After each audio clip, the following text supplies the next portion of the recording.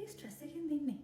සාමාන්‍යයෙන් අපි හැම කෙනෙක්ම රැකියාවක් කරනකොට රැකියාව ඇතුලේ අපිට ආතතියක් තියෙනවා. අපිට එහෙම ආතතියක් තියෙන්න ඕන. මොකද ඒ ආතතිය තමයි අපිව හරියට මෙහෙවන්නේ. ඔයාට ස්ට්‍රෙස් එකක් තිබුණ නැත්නම් ඔයාගේ ජොබ් එක හරියට කරන්න නැහැ නේද? ඒ හින්දා ඔයාට ජොබ් එක ඇතුලේ ස්ට්‍රෙස් එකක් තියෙන්න ඕන.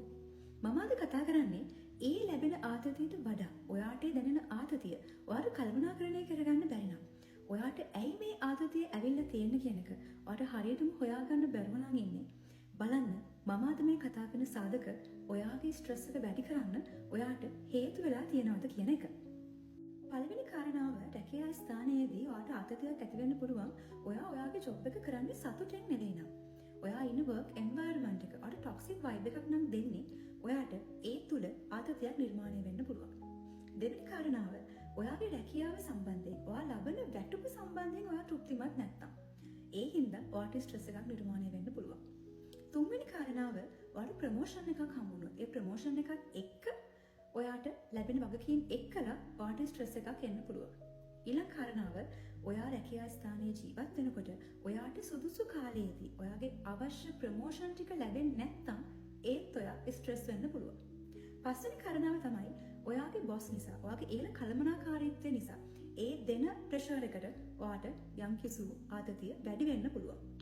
ඊළඟ කාරණාව ඔයාට පහළ ඉන්න සේවකයන්ගෙන් එන ප්‍රෙෂර් එක. ඒගොල්ලෝ හරියට වැඩ කරන්නේ නැත්නම් ඔයාට එලා හරියට මෙහෙවන්න බැරි නම් දෙන වැඩ ටික හරියට වෙලාවට කරන්නේ නැත්නම් ඔයාට ඒ හරහා ආතතියක් නිර්මාණය වෙන්න පුළුවන්.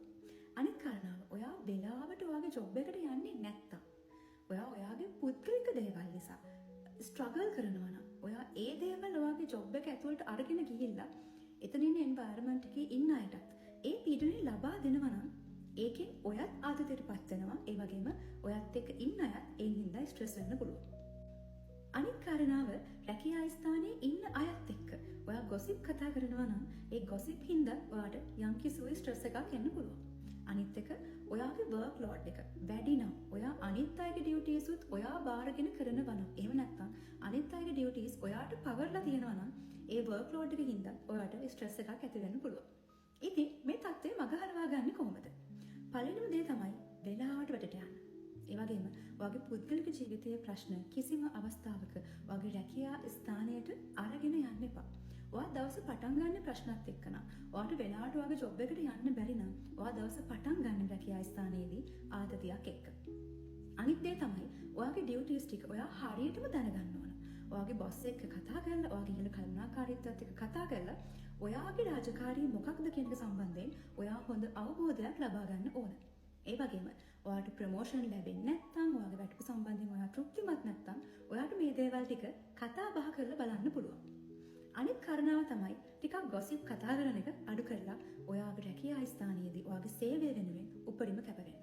මතක තියාගන්න ඔයා කොච්චර හොඳ වැඩකාරයෙක් වුණත් ඔයා ඔයාගේ ජොබ් එක කොච්චර හොඳට කරත් බාහිර සමාජයේ වෙන ප්‍රශ්න ඔයාට වළක්වන්න බෑ.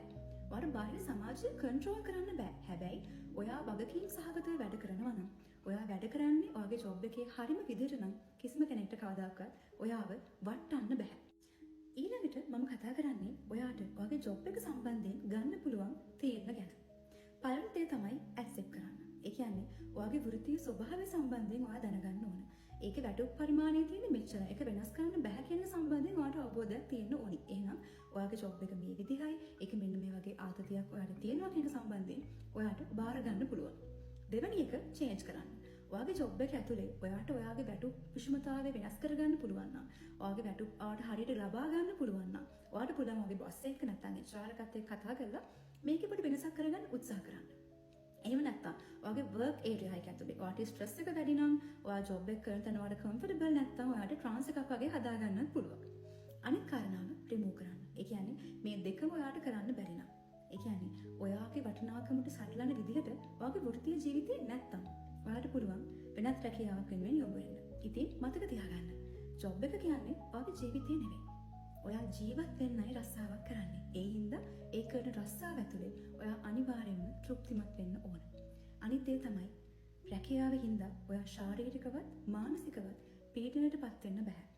මොකද ගොඩක් වෙලාවට වර්ක් ස්ට්‍රෙස් එක නිසා ඩයබටික්, කොලෙස්ටරෝල්, ප්‍රෙෂර් වගේ දේවල් අපිට ඇති වෙනවා. ඒ වගේම අපි නොදැනුවත්වම අපේ රැකියාවේ පීඩනය අපි අපේ පවුලේ අයට ලබා දෙන්න උත්සාහ කරනවා.